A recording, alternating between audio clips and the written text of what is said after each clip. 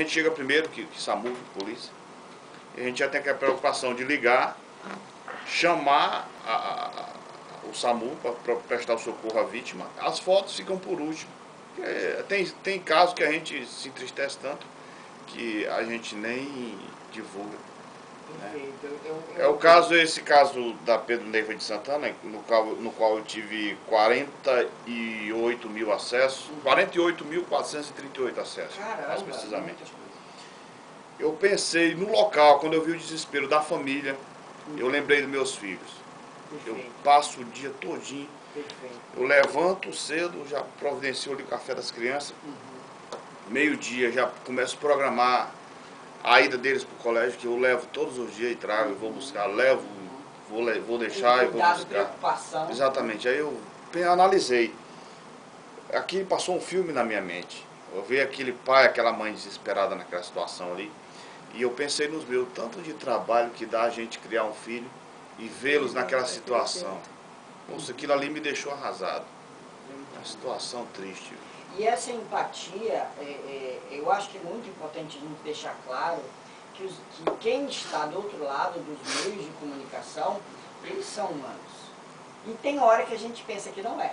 Não é isso, Jéssica? Tem pessoas que pensam que eles não estão... Às vezes a pessoa não conhece o que tem dentro da gente, e pode ter qualquer tipo de pensamento, né? Isso é natural de qualquer pessoa. A pessoa às vezes não tem noção do que passa na mente, na cabeça e no coração da gente. Que já tem aquele ditado que diz que coração dos outros é terra que ninguém anda, né? É verdade. Então isso é...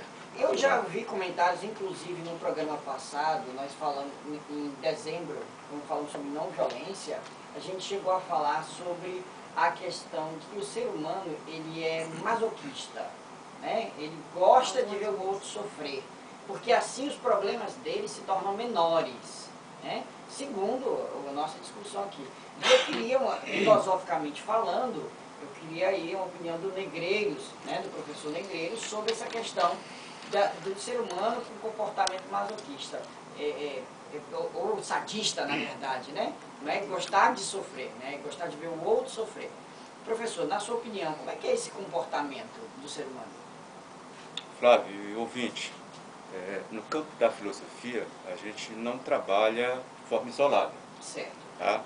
A gente, a partir da sociologia, que se prende mais à questão das causas, aí vem a própria psicologia, e a ciência de modo geral, que quando foca a questão da violência, cada uma dentro do seu próprio foco, a filosofia, ela procura transitar todas sobre essas informações, todos sobre esses focos tratados de forma separada pelas ciências, para que possa depois propor uma solução. Tá? Como que deve ser solucionado aquele problema? No caso do masoquismo, a gente pode não deixar de pensar a partir da formação do indivíduo, que é a questão de como o ego, o seu superego, o seu id foram trabalhados a partir da casa, do pai, da mãe, e eu gosto de dizer o seguinte, a partir do útero da mãe. Ou seja, o que ele foi alimentado, né? A partir das relações, da sua vida, no ambiente que a própria mãe que ele está gerando, ela convive. E aí já entra a questão da psicologia, da psiquiatria, para que possa se ter uma noção no futuro de qual será o comportamento desse indivíduo quanto adulto. Né? Para que você possa minimizar algumas reações dele, ou bloquear essas reações, ou já cuidar de deixar ele num espaço bem reduzido para que ele não possa estar provocando violência a outros. Tá? Aí eu pego uma frasezinha que você colocou, que violência gera violência. Quando eu digo que violência gera violência, eu estou promovendo violência, porque violência não gera violência. Violência gera reações. Essas reações, elas podem ser recíprocas ou não. Interessante. Um exemplo aqui do menino aqui do blog, do Jéssica, quando colocou o seu filme como pai. Qual foi a reação dele? Foi o contrário. Foi o contrário. De se ele pudesse, não estaria presenciando aquilo ali com os filhos de um outro que ele nunca conheceu, viu naquele momento, que não tem nenhuma relação, partindo dele próprio. E que a maioria das pessoas que tem uma sensibilidade, elas pensam isso. Tá? E quando ela sofre diretamente a violência, ela não vai praticar a violência. Ela vai caçar uma maneira, um jeito, a gente teria vários exemplos, inclusive que a mídia mostra, a gente está falando aqui de mídia, inclusive daquele senhor, parece que oriental, ou da família oriental, que teve o filho sequestrado, depois foi fazer campanha contra a violência. Então a gente tem que ter muito cuidado, porque a própria palavra, e aí a questão linguística e semântica da palavra, ela também pode estar gerando violência dependendo da forma de como fazemos uso dessa palavra. Então é muito complexo a gente estar falando a questão da violência e muitas das vezes deixando a violência de forma redundante, só vinculando ela às questões físicas. E violência vai além das questões físicas. Quando ela chega às questões físicas, é porque ela já foi trabalhada antes, em outros momentos, em outras circunstâncias, de outras maneiras, para estourar internamente para a questão externa do indivíduo. Então a gente tem que ver todas essas causas e filosoficamente a gente busca isso, para que a gente possa encontrar respostas e soluções apropriadas aos problemas que a gente, no caso aqui, que a psicóloga está colocando, isso também me entristece quando eu vejo, vamos chamar assim, doutora, que a preocupação não é a banalização, a gente pensar na banalização. A violência, de um modo geral, ela é banal em nosso meio. Ela se tornou comum. Tá? Não tem mais por quem estar preocupado do momento em que ela vai se tornar banal. Já é comum. Se a gente pensar, tudo isso é trabalhado a partir da própria violência cultural externa a uma cultura que o Brasil tinha até a metade do século passado. Tá? Então nós somos cobaia de uma experiência, o Brasil foi o único país escolhido para uma experiência de violência, tá? Não a violência direta, não a violência física, tá?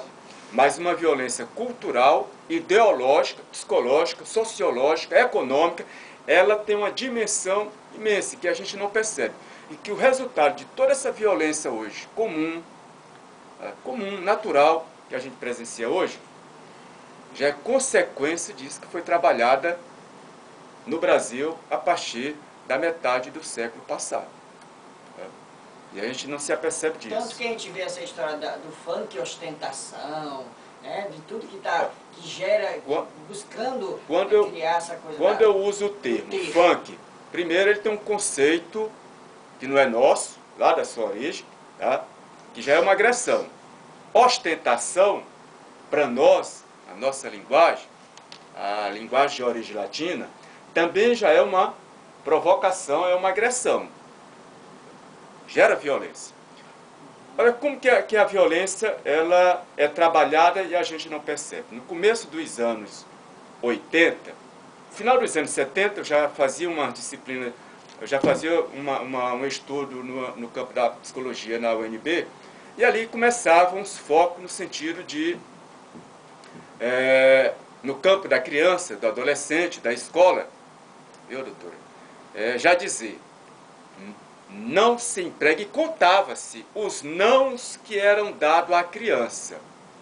E os sims que deveriam ser dados em substituição aos não.